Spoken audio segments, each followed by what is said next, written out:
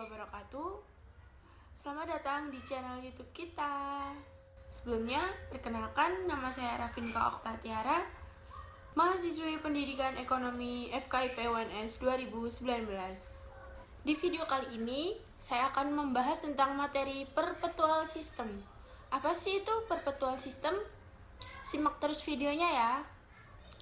Oh ya, jangan lupa like, comment, and subscribe. Oke, perpetual system. Apa sih itu perpetual system? Sebelumnya, kenalin dulu ya dari anggota tim kita. Yang pertama ada Mi'raj Akbar Pradianto, ada Noviantika Hidayati, ada saya sendiri Rafinka Oktatiara, dan ada Vita Apriana. Sebelum memulai materi mengenai perpetual system, hendaknya kita perlu mengetahui dalam perusahaan dagang, sistem pencatatan dapat dilakukan melalui dua cara. Yang pertama, yaitu melalui periodic system atau periodic inventory system. Sistem pencatatan periodik ini akan mencatat transaksi mutasi pembelian ke dalam akun pembelian yang merupakan akun sementara dan harus dilakukan pengecekan fisik terhadap persediaan akhir di akhir periode atau bisa disebut stock of name. Kemudian, sistem pencatatan yang kedua dapat dilakukan melalui perpetual atau perpetual inventory system. Sistem pencatatan perpetual akan membuat catatan setiap kali terjadi mutasi persediaan seperti pembelian, penjualan, atau retur pembelian. Lalu, terdapat perbedaan antara sistem periodik dan sistem perpetual. Yang pertama, jika dilihat dari penggunaan buku pembantu, sistem periodik ini tidak hanya catatan, sehingga tidak perlu dilakukan buku pembantu. Kemudian untuk sistem perpetual, penggunaan buku pembantu menggunakan kartu persediaan barang dagang. Kemudian jika dilihat dari pencatatan transaksi, sistem periodik hanya dilakukan pada saat pembelian barang saja. Untuk sistem perpetual, pencatatan transaksi dilakukan pada saat pembelian dan penjualan barang dagang. Kemudian, jika dilihat dari nama akun atau perkiraan pada saat pembelian, sistem periodik itu pada pembelian, sementara sistem perpetual pada persediaan barang dagang. Kemudian yang terakhir, jika dilihat dari penyesuaian akhir periode, sistem periodik melakukan penyesuaian akhir periode dengan menutup persediaan barang dagang awal dan mencatat persediaan barang dagang akhir hasil perhitungan fisik. Sementara untuk sistem perpetual, penyesuaian akhir periode tidak melakukan jurnal pada akhir periode. Selanjutnya, konsep pencatatan inventory dengan perpetual system. Apa sih pencatatan inventory itu? Apa juga perpetual system? Nah, pencatatan inventory itu adalah pencatatan atas seluruh transaksi yang berkaitan erat dengan persediaan barang dagang. Lalu, perpetual system yaitu metode di mana pencatatan dilakukan di setiap waktu secara terus-menerus berdasarkan transaksi pemasukan dan pengeluaran persediaan barang, serta retur atas pembelian barang yang dilakukan oleh sebuah perusahaan. Nah, metode pencatatan perpetual system ini juga disebut sebagai metode buku loh, yaitu di mana setiap persediaan barang masuk dan keluar selalu dicatat dalam pembukuan. Lalu, ada ciri-ciri perpetual system. Yang pertama yaitu pembelian atas barang dagang atau bahan baku yang akan diproduksi akan dicatat dengan mendebet akun persediaan dan akun kas atau utang dicatat dalam kredit. Yang kedua, harga pokok penjualan atau HPP langsung dihitung untuk setiap transaksi yang dilakukan dan pencatatan dilakukan dengan mendebet akun harga pokok penjualan dan mengkreditkan dalam persediaan. Lalu, retur pembelian, biaya transportasi masuknya barang, diskon atas pembelian barang, dan pengurangan harga dicatat dengan mendebet akun persediaan. Yang terakhir, persediaan adalah akun pengendalian yang dilengkapi dengan buku besar pembantu. Buku besar pembantu tersebut berisikan dengan catatan persediaan yang berbeda-beda sesuai dengan tiap jenis persediaannya. Baik, selanjutnya kita akan masuk pada jenis metode perpetual. Ada 3 jenis metode perpetual. Yang pertama adalah metode perpetual FIFO atau first in first out. Yang kedua ada metode perpetual LIFO atau last in first out. Dan yang ketiga ada metode perpetual average atau rata-rata. Untuk metode perpetual FIFO merupakan metode perpetual yang paling konsisten dengan arus fisik atau pergerakan barang. Jadi metode perpetual FIFO ini metode di mana menghitung barang yang pertama kali dibeli atau pertama kali masuk gudang yang kemudian akan langsung dijual ketika ada transaksi penjualan. Yang kedua adalah metode perpetual LIFO. Adalah metode yang digunakan dalam sistem persediaan barang dagangan, di mana biaya unit yang terjual merupakan biaya dari pembelian yang terakhir. Nah, untuk metode LIFO ini, barang yang masuk atau barang yang dibeli terakhir merupakan barang yang akan langsung dijual ketika ada transaksi penjualan. Yang ketiga adalah metode perpetual average atau biaya rata-rata digunakan untuk mengelola persediaan dengan cara menghitung biaya unit rata-rata untuk setiap jenis barang setiap kali terjadi pengembalian. Jadi di metode average atau rata-rata ini, harga pokok barang yang berbeda-beda tanggal pembeliannya itu dirata-ratakan jadi satu, kemudian akan didapatkan harga pokok yang tercatat pada laporan laba rugi. Selanjutnya kita akan masuk pada contoh pencatatan persediaan barang dengan menggunakan sistem perpetual. Di sini ada contoh kasus yaitu PD Budijaya adalah perusahaan barang dagang yang melakukan pencatatan dengan sistem perpetual. Nah, berikut merupakan transaksi yang terjadi pada PD Budijaya selama bulan Oktober tahun 2015.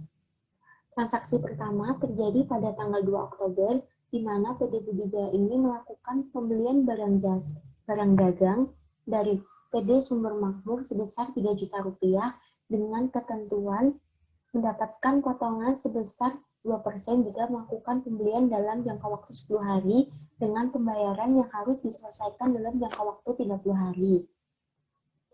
Dan juga adanya biaya angkut sebesar 200.000. Nah, dari transaksi yang pertama ini, kita bisa masukkan ke dalam kolom-kolom pencatatan persediaan barangnya. Untuk kolom date ini, kapan terjadinya transaksi, yaitu tanggal 2 Oktober, kemudian untuk akunnya, yaitu keterangan akun. Tadi melakukan pembelian barang dagang, maka dituliskan merchandise inventory atau persediaan barang dagang. Sebesar Rp3 juta dituliskan di dalam debit karena melakukan pembelian, jadi persediaan barang dagangnya itu bertambah. Selanjutnya untuk ongkos kirim dituliskan di sini berupa freight in atau biaya angkut pembelian yang ditanggung oleh PD Budijaya sebesar 200.000 dituliskan dalam debit. Nah, akun payable atau hutang ini karena tidak dilakukan pembelian secara cash, jadi di sini dituliskan akun payable sebesar Rp3.200.000 dituliskan dalam kredit. Selanjutnya untuk transaksi yang kedua yaitu tanggal 5 Oktober di mana PD Budijaya ini melakukan pembelian barang dagang dari PD Sejahtera sebesar Rp5 juta dengan catatan mendapat potongan 2% jika melakukan pembelian dalam jangka waktu 15 hari dengan pembayaran yang harus diselesaikan dalam jangka waktu 30 hari. Nah, di sini berarti date-nya tanggal 5 Oktober, akunnya adalah merchandise inventory atau persediaan barang dagang sebesar 5 juta dimasukkan dalam debit dan kemudian di breakdown berupa akun payable sebesar 5 juta dimasukkan dalam kredit. The next transaction di tanggal 6 Oktober ini mengembalikan barang dagang yang sebelumnya dibeli dari PD Sejahtera karena barangnya rusak senilai Rp500.000. Nah, di sini yang berkurang adalah akun payable atau utang dagang. Mengapa utang dagangnya berkurang? Karena di tanggal 5 tadi, PD Budijaya mencatatnya sebagai akun payable karena melakukan pembelian secara kredit. Kemudian di tanggal 6 mengembalikan barang dagang, sehingga akun payable-nya berkurang senilai Rp500.000 kita taruh di kolom debit. dan juga mengembalikan barang asalnya kepada PD Sejahtera, maka merchandise inventory atau persediaan barang dagang berkurang, kita taruh di kredit senilai Rp500.000. Seperti itu. Next, di tanggal 10 ini menjual barang dagang ke PD Angkasa senilai 6 juta with payment terms, berarti penjualannya itu dilakukan secara kredit. Nah, sebesar 2/10 artinya mendapatkan potongan harga 2% jika dibayarkan dalam kurun waktu 10 hari sejak pembelian. Dan paling lambat pembayaran yaitu 30 hari. And freight out atau beban angkut penjualan senilai Rp200.000. Kita masuk tabel di 10, akun receivable, maka bertambah senilai Rp6 juta. Kemudian freight out atau beban angkut penjualan, kita taruh di debit seharga Rp200.000. Kemudian di kreditnya kita taruh akun sales atau penjualan. Nah, sales ini sendiri nominalnya akumulasi dari akun receivable 6 juta dan juga freight out atau beban angkut penjualan Rp200.000, yaitu dihasilkan senilai Rp6.200.000. Lalu di transaksi ada basic price atau harga pokok. Nah, itu gunanya apa? Nah, basic price atau dalam bahasa Indonesianya itu kita sebut dengan HPP atau harga pokok penjualan, di mana harga pokok penjualan tersebut merupakan sejumlah pengeluaran yang dilakukan perusahaan untuk memproduksi barang dan jasa. Nah, di sini diketahui HPP-nya Rp4.500.000. Kita taruh di debit Rp4.500.000. Kemudian merchandise inventory karena menjual tentu berkurang, kita taruh di kredit seharga Rp4.500.000. Seperti itu. Next. Nah, di Oktober tanggal 11 ini melakukan pembelian barang dagang dari PD Sumber Makmur senilai 5 juta, tetapi dengan syarat. Maka ini menimbulkan suatu akun, yaitu yang pertama yang didebit yaitu merchandise inventory atau persediaan barang dagangnya tetap bertambah senilai Rp5 juta, ya. Rp5 juta. Kemudian ada freight in atau beban angkut pembelian senilai Rp500.000, kita taruh di debit karena bertambah. Kemudian akun payable-nya, mengapa akun payable? Karena pembelian itu dilakukan dengan syarat, sehingga tidak secara tunai atau cash, sehingga timbullah akun payable atau utang dagang yang nominalnya akumulasi dari merchandise inventory dan juga freight in, yaitu senilai Rp5.500.000. Next, di Oktober tanggal 13 ini menerima pengembalian dari PD Angkasa sejumlah Rp1 juta. Nah, dalam tabel ya sudah jelas bahwa menerima pengembalian berarti oleh PD Budi Jaya itu dinamakan dengan sales return atau return penjualan. Kita isi seharga Rp1 juta. Kemudian akun receivable berkurang senilai Rp1 juta, kita taruh di kredit. Kemudian ada basic price Rp700.000. Nah, disinilah merchandise inventory karena menerima pengembalian, maka merchandise inventory bertambah sejumlah Rp700.000. Kemudian cost of goods sold atau HPP-nya tadi senilai Rp700.000 ditaruh di kolom kredit. Kemudian tanggal 14 Oktober tersebut menerima pelunasan faktur dari PD Angkasa tercatat tanggal 10 Oktober 2015. Nah, disinilah. Karena kita lihat di tanggal 13 juga PD Angkasa yang mengembalikan, maka account receivable 6 juta karena dikembalikan 1 juta, maka masih 5 juta. Kemudian melunasinya itu 4 hari setelah pembelian, sehingga mendapatkan potongan harga 2%. Nah, 2% dari 5 juta tadi berarti Rp100.000.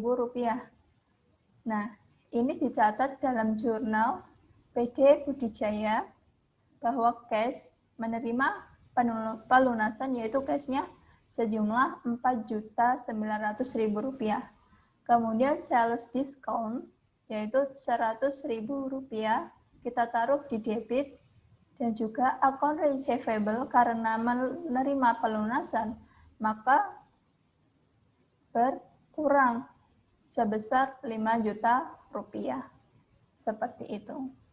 Untuk transaksi selanjutnya, pada tanggal 15 Oktober, yaitu berupa membayar hutang dagang kepada PD Sumber Makmur atas faktur pada tanggal 2 Oktober 2015. Nah, di sini kita bisa langsung masukkan ke kolom tanggal 15, karena transaksinya adalah berupa membayar hutang, maka kita tulis di sini akun payable atau utang dagang sebesar 3.200.000. Kita masukkan ke dalam debit. Karena pembayaran dilakukan pada 10 hari atau kurang, maka mendapat diskon sebesar 2%. Maka dapat di breakdown seperti berikut. Cash sebesar 3.136.000 kita masukkan ke kredit, dan purchase discount atau potongan pembelian sebesar 64.000. Nah, 64.000 didapat dari 2% dari 3.200.000. Kemudian, transaksi tanggal 20 Oktober, yaitu berupa menjual barang dagang kepada PD Mentari sebesar 5 juta rupiah dengan harga pokok sebesar 4 juta rupiah dengan ketentuan mendapat diskon 2% apabila dilakukan pembayaran pada 10 hari atau kurang dan wajib dilunasi pada 30 hari, serta biaya beban angkut sebesar 200.000. Nah, kita masuk ke kolomnya. Tanggal 20, karena transaksinya adalah menjual barang dagang dengan ketentuan, maka kita dapat tulis di sini akun receivable atau utang dagang sebesar 5 juta rupiah kita masukkan ke dalam debit. Kemudian beban angkut atau freight out sebesar 200.000 rupiah kita juga masukkan ke dalam debit. Kemudian sales atau penjualan ini didapat dari akumulasi akun receivable dan beban angkut, sehingga didapat 5.200.000. Nah, ini kita masukkan ke kredit. Untuk harga pokok penjualan atau HPP sendiri, yakni sebesar 4 juta rupiah, kita masukkan ke dalam debit. Kemudian, merchandise inventory atau persediaan barang kita masukkan ke kredit sebesar 4 juta rupiah. Lanjut ke transaksi selanjutnya, yaitu pada tanggal 28 Oktober, transaksinya adalah pengembalian barang dagang dari PD Mentari sebesar 1.500.000 dengan harga pokok Rp900.000. Nah, untuk kolomnya sendiri, tanggal 28, karena transaksinya adalah pengembalian barang, kita tulis di sini sales return atau retur penjualan sebesar 1.500.000. Ini kita masukkan ke debit.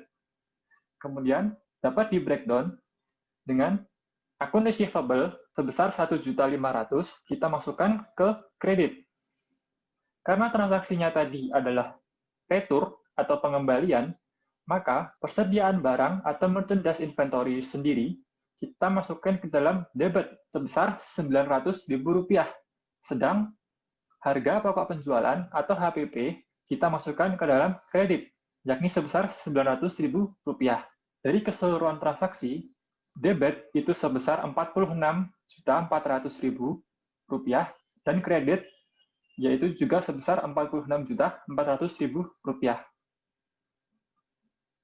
Nah, apabila seluruh transaksi tadi dibuat jurnal, maka akan menjadi seperti ini. Nah, itu tadi penjelasan mengenai perpetual system dari perusahaan dagang. Bagaimana? Mudah bukan? Apabila ada pertanyaan, kalian dapat menuliskan di kolom komentar di bawah ini. Cukup sekian. Terima kasih. Wassalamualaikum warahmatullahi wabarakatuh. Bye-bye.